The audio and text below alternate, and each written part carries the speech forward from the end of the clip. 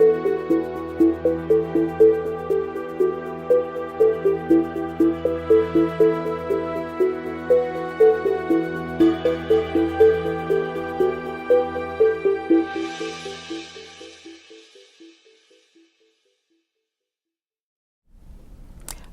I'm Pamela McCoy, CEO of Bonafide Credit Consultants, LLC, and I'm delighted to be your host today on Tampa News and Talk, your last place news.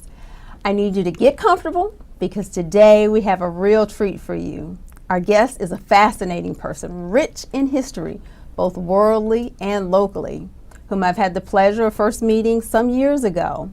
Please join me in welcoming Dr. Walter L. Smith. I'm happy to be here. Well, we're glad you to could have join you us. as the interviewer, which I knew nothing about until I arrived in this studio today. Absolutely. You know, we've got to keep some surprises. Keep some surprises. This is one. Absolutely.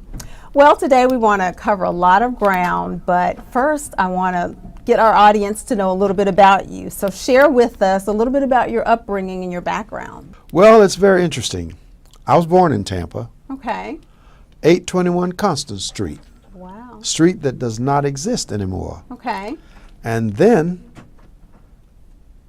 they took 2nd Avenue, the second street that I was a boy on, and wiped it out. And today, if you ride down Nebraska across the street from Robert Saunders Library, where my name is on the 2nd floor, Okay. you will see a sign that says Dead End. That's 2nd Avenue, where I spent a lot of time as a boy. And then, of course, you move on to West Tampa, where my parents, my godparents, and I spent so much time with me doing a lot of things, including playing hooky from school at Dunbar Elementary School. Wow. Interesting. And when they got tired of me playing hooky, they decided to send me to Georgia. I think we've got a picture of you back in your younger days there. Well, it's a possibility. And I did go to school in Cairo, Georgia. Okay. And I'm proud to say that those were some wonderful years with my grandma Susie and Grandpa Ike. And I worked in the fields in Georgia and grew up ultimately very active in the 4-H club. I was elected vice president of the state of Georgia. So you early on then were taking on leadership roles, very early on. And I won the state championship in egg judging contest. Oh, we don't do those kind of things anymore. Well, they probably do, but it was a big thing at that time. I was also a good student at Washington High School, which I give a lot of credit for my educational growing up. For elementary school, because I left Dunbar in the 2nd grade after playing hooky, swimming in the Hillsborough River, as I said. And I stayed at Washington High School until the 11th grade. Meantime, while at Washington High School, I was very active in the 4-H club, senior patrol leader in the Boy Scouts. Wow. Earned 37 merit badges, and they wouldn't crown me as an Eagle Scout because they did not give the Eagle Scout rank to black boys at that time in that area. Well, times have changed a little bit, but we still have a ways to go. And I ran track and set a long jump record at what is Albany State College. I wasn't in college, I was in high school, but we used their track field to compete. And shortly after that, well, here it comes. I got into a racial fight. And tell us briefly about that fight. So this is between high school and college? Oh, yes. Or you had not yet entered college? I hadn't finished high school. Okay. I was working at Joseph Campbell's Soup Company. And because of my success story in evaluating the various fruits in the farms through the 4-H club, I had a responsibility for grading fruits on the belts in the plant. And when I was elected vice president of the 4-H club, a young man whom I thought I had a great relationship with, who was not African American, when I came back from Savannah State College, having been elected state vice president, he said, "You think you're something, don't you, Ian?" And so what ultimately ended up happening as a result of that? When he pushed me, there was a slat laying against the wall, and he was a big guy. Played football in high school. He weighed over 200 pounds. Well, I don't have to tell you, I didn't weigh 200 pounds, but I grabbed that slat and hit him side the head, and blood went everywhere. And the black ladies on the belts said, "Walter, run. You can't stay here. Don't they'll get you."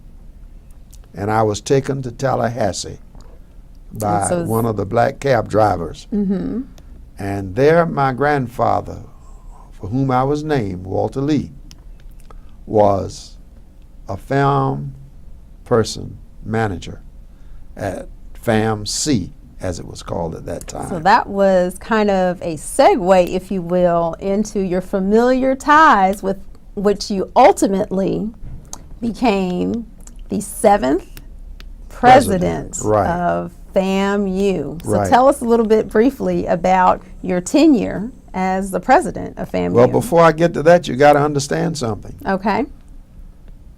I was a high school dropout. After the fight, I was never able to stay in Cairo and finish high school. So I ended up in the garment district of New York City, pushing garment carts and all of those things. And I worked there until I was 19. And I volunteered to go in the Army, and they rejected me because I was a high school dropout. Wow. Finally, they gave me a test when they switched people at the Times Square "We Want You" sign, as it said. Uncle Sam wants you. Yes. A black sergeant said, "You mean they rejected you?" I said, "Yes." He said, "Because I was a high school dropout." He said, "Well, you don't talk like that." Well, my ability to speak had begun when I was in the 4-H club. So my subject and verb agreements were very positive. And he said, "You come back and take the AGT, and we'll take a look at that outcome. And if you pass the AGT, we'll get you in the Army." So an opportunity. So I came back, took the AGT, blew the cap off it. Okay. They sent me to Camp Kilmer, New Jersey the next week, and from there to the 39th Infantry Division at Fort Dix. And doing basic training, they integrated the Leadership Academy of the Army at Fort Lee, Virginia, and I was one of the 7 soldiers selected in a class of 60, the first interracial class there. So then the Army then, because of that opportunity, led you to a college degree, which then subsequently... No, it didn't. No? No. Okay. The Army then sent me to the Bahamas to work with Pan American World Airline when they were setting up structures for the Redstone missile. And I didn't get my GED until I was 23 years old. Wow. And I came home summer, and my mother said to me, and this is very important, and you'll talk about it later, "I don't want you to go back up there to New York. I want you to go over here to St. Petersburg and see what they teach at that new little school they call Gibbs Junior College for colored children." I said, "Gibbs Junior College?" She said, "Yes." I said, "Mother, that's not a college, that's a high school." She put her hands on her hips and said, "Don't you dispute my word. Get in that car and we're going to see." So we went to St. Petersburg over the Gandhi Bridge, and sure enough, I met a man named John W. Rembert. He was the principal of the high school, and president of the new two-year college, Gibbs Junior College. Wow. And he said, well, which school did you graduate from? Middleton, Blake, or Don Thompson? Or Marshall in Plant City? I dropped my head and said, neither one, sir. I didn't finish high school. He said, what? He said, well, I tell you what. Wherever you are, you go get your GED and come back next year. It's too late this year in 57. And enroll here, we'll make something out of you. So that sends a message to the youth today of it's never too late. Exactly right. Education is the key. And I was elected the first student body president at Gibbs Junior College. Wow. And of course, since you want information, I have to give it all to you. Yeah, we just have to, kind of. I'll do it fast. Yes. But when I finished the junior college, I became the first black manager of 7-Eleven food stores in Tampa. Wow, see, I told you guys, I told the audience, worldly and local history. Oh my goodness. And I also organized the first black Little League team in Progress Village. But I said to 7-Eleven food stores, I can't stay here. I've got to go back to college because science is my interest. And they gave me a $500 scholarship. And I left Progress Village and went to the highest of 7 hills in Tallahassee. And there I got my degree in biology, chemistry, and physics. Wow. And that changed my lifestyle. All from a high school dropout. That's right. To a GED, to going to finish your degree. That's right. And to then go on to become the president of a university. Well, after I got my master's degree, and I can't talk about all the things in between because it would take too much time. Absolutely, lots and but lots of just accomplishments. let me tell you this quickly. After I got my degree, I became head of the science department at Marshall High School in Plant City. One of my students won first place in the Florida State Fair over where University of Tampa is today, and she became a registered nurse and became one of the top nurses at St. Joseph Hospital. And because of the science stuff that we did at Marshall, I was recruited by IBM Corporation to join them at the Kennedy Space Center. And it was there that I created the Engineering Assistance Program, and I've got to call his name, the Reverend Dr. Arthur Jones, builder of Bible-based cathedral here in Tampa, was one of my students. And I ended up from there going on to the U.S. Office of Education, led the process of public school desegregation in the 8 southeastern states. After that, the NEA.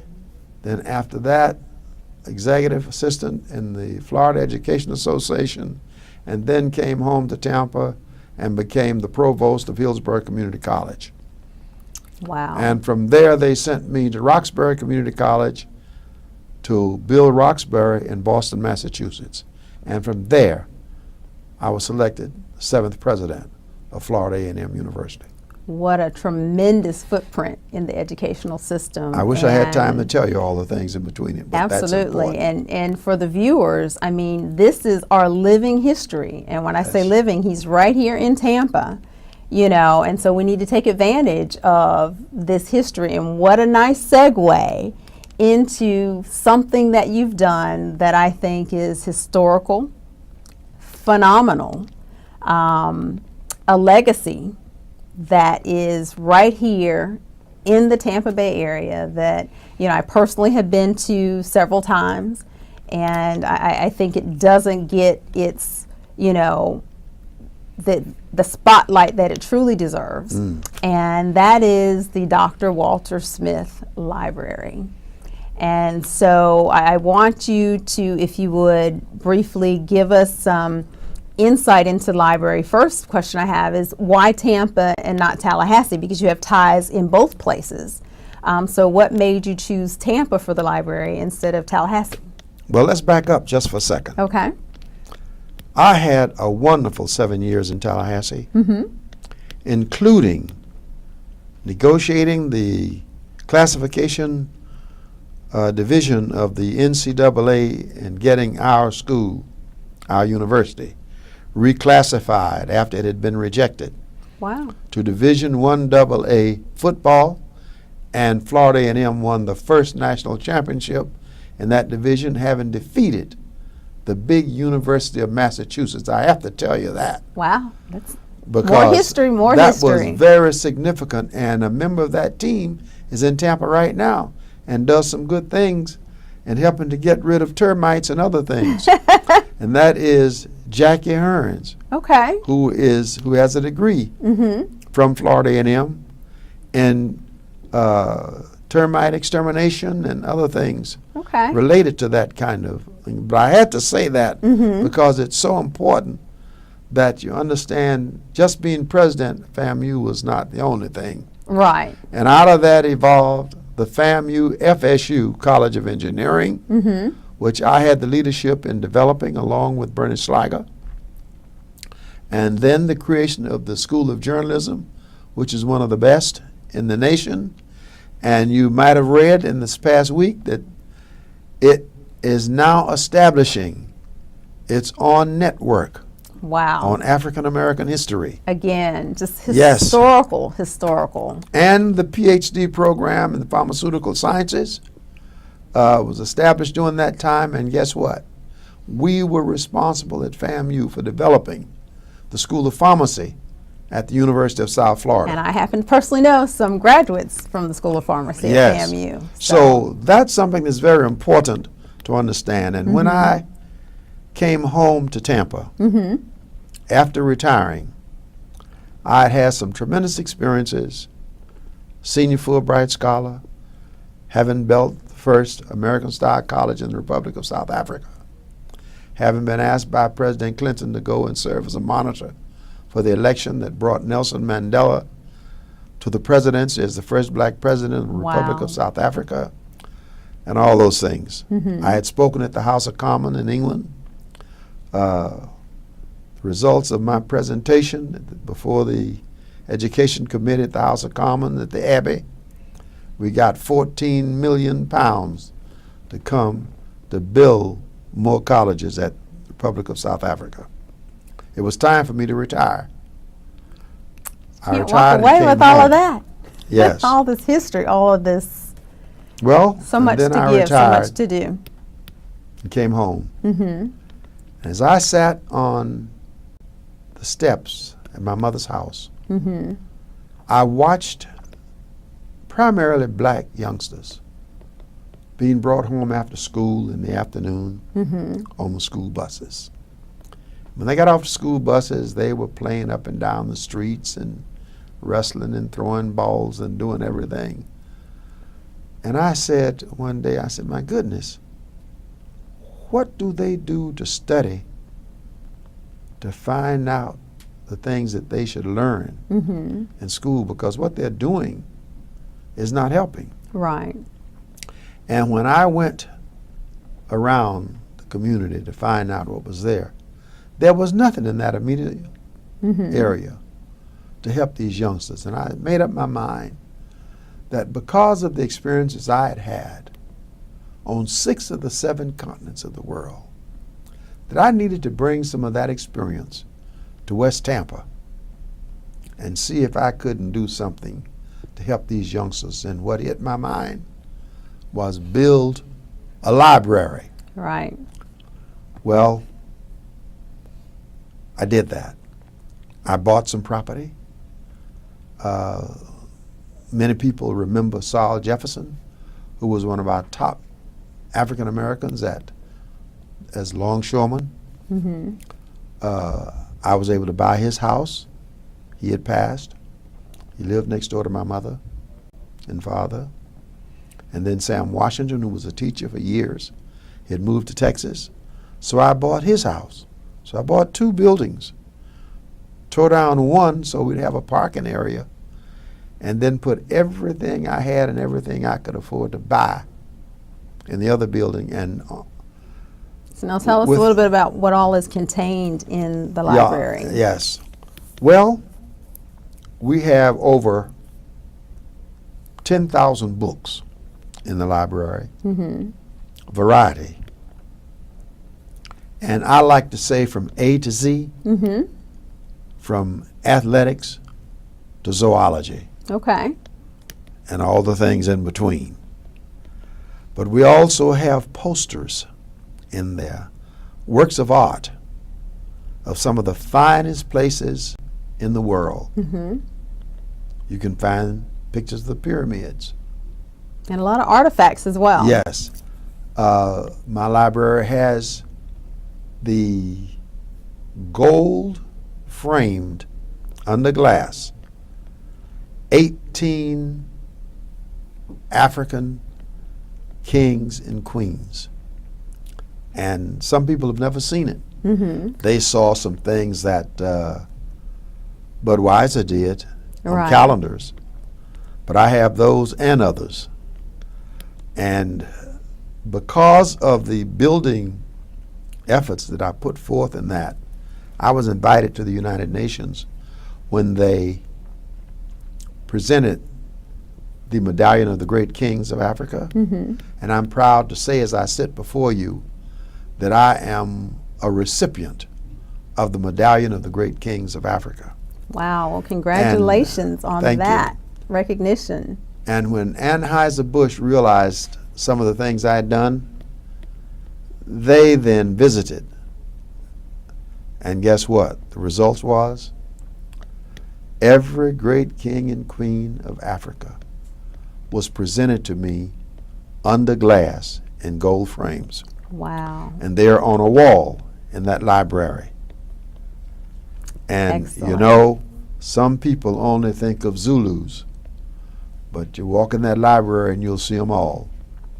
Well, before we run out of time, I want to make sure that we talk about how the library can go on, how it's funded, and how people can, you know, make sure that this legacy doesn't go away. I mean, and it's so very important because you mentioned there's so many different things that are there. There's history, there's artifacts, there's posters, you know, from A to Z. There's athletics and zoology, and everybody needs to be able to see this. And you mentioned, I think earlier, that now it's listed for the Tampa visitors. Yes, it's finally there. Yes. So that's a great thing. But how might the viewers who want to support, or tell us how it's currently being funded? Right. It's currently basically being funded out of my hip pocket. Okay. And my retirement, the help of my wife and a couple of family members. And let me say this, it's not one building such as what I talked about earlier. It's two buildings. Okay. I assured my mother when just before she passed, that I would never rent the house that she and Daddy built on the corner. Instead, I would make that a library too. So I have two buildings. Okay. And many of the tremendous things that have happened abroad and in America are in those two buildings. Now, how can I maintain it? I have a tree of life on a wall. And anyone who will contribute $200 to the library will get their names inscribed on the tree of life in the library. And how can they go about that would all they have to do that? To reach out to that is write a check to the Dr. Walter Smith Library, which is 501c3, fully tax deductible, and mail it to Post Office Box 4380, Tampa, Florida 33677, or they can visit the library and bring it, which is located on the corner of Albany and Cypress. And we're available for a special appointment almost any time. So they can call and schedule a tour? 12 noon and 6 o'clock in the afternoon. Okay. But they have to call and schedule an appointment unless it's Monday, Wednesday, and Friday between 2 and 6. And they should still call because I'm asked to come to schools and other places and make presentations. Like last week, I had 16 students Wow. brought in from Progress Village to visit the library. Well, that's not unusual to have them brought in. I also accommodate the veterans of foreign wars. Their meetings are held in the library. And almost any time an organization wants to have a meeting in the library, or almost any time they want to bring some students in the library, it's available. And a visitation is also available. All righty. Well, I think that it's really, really important that we get the foot traffic in, that we get the donations coming in, because this is history. This is Tampa history. This is worldly history that we all need to get behind and support. And so I'd like to say to our viewers, please go out and visit the Dr. Walter Smith Library, located at 905 North Albany Avenue. 905, 909. 905, 909. There's Yes, two buildings. right. Albany Avenue With a parking lot. Tampa, Florida. Before we go, I'd like to thank Dr. Walter Smith for joining us today at the TampaNewsAndTalk.com, Tampa Bay's last place news. We have learned so much today about Dr. Walter Smith's library, and we want to thank you for bringing this information to our audience and educating us. For more information or questions, call 813-293-9785, or you may visit website at Dr. Walter Smith Library, Tampa, Florida. If you missed any of this program, you can watch it again on TampaNewsAndTalk.com or view it on TBAE Network Spectrum 635 or Frontier Fios 32. Until next time, I'm Pamela McCoy for TampaNewsAndTalk.com. The previous episode of TampaNewsAndTalk.com was brought to you by... Hi, I'm Pamela McCoy, CEO of Bonafide Credit Consultants. Our consultant team has nearly 30 years of progressive experience in the credit industry, to include credit card as well as banking. We have special expertise and have chosen to focus on personal money management, financial capability education, and credit management, critical assessment strategies, and we also do various trainings and sometimes using our clients' curriculum. And through these experiences, I decided to write my first book, Bonafide Bits Where Inspiration and Intellect Collide with Your Finances. Now, this book is a quick, easy read, only 69 pages. It is sure to inspire, to encourage, and to bless every reader spiritually, intellectually, as well as financially. Now, this book was written for all people. It was written with all people in mind, whether you're female or male, young or old, or any ethnicity. And particularly, it will be of value to high school students as they build their financial future on a firm foundation. I believe you'll find the inspiration and financial principles that you can apply to your life immediately. Educate, empower, evolve, enlighten, and enrich every individual or group that we are blessed to serve. And when you apply these principles, you'll find financial freedom is right in the palm of your hand. So Bonafide Credit Consultants is your first choice to assist you with your personal money management needs. So, to fuel your financial potential, as well as be inspired, visit our website, bonafidecc.com today. That's BONA5DCC.com. Bonafide is proud to be a sponsor of TampaNewsAndTalk.com.